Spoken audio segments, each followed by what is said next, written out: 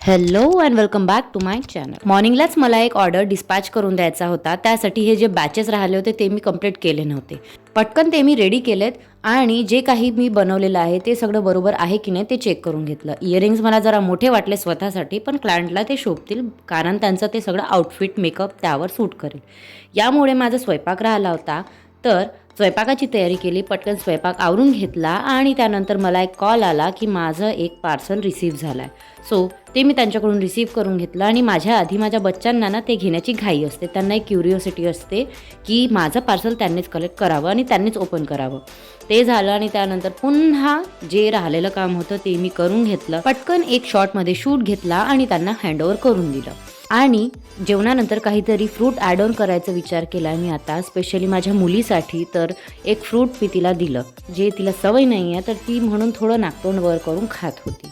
पण हे आपल्या हेल्थसाठी चांगलं आहे. सो आता आपण ते स्टार्ट करूया.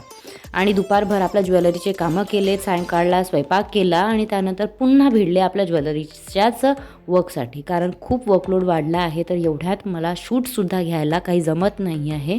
आणि रात्रीला किंवा दिवसभरसुद्धा मी माझं ज्वेलरीचंच काम करत असते, बिकॉज इट्स माय जॉब की मी तेही माझं पूर्ण कंप्लीट करायला हवं.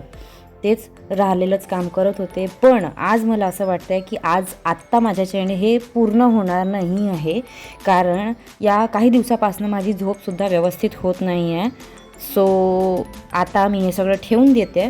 पण हे सगळं मला आत्ता आवरावं लागेल, बिकॉज मुलीची सकाळची शाळा असते, तर त्यामुळे त्या भानगडीत मला ना हे सगळं पण आवरायला जमत नाही.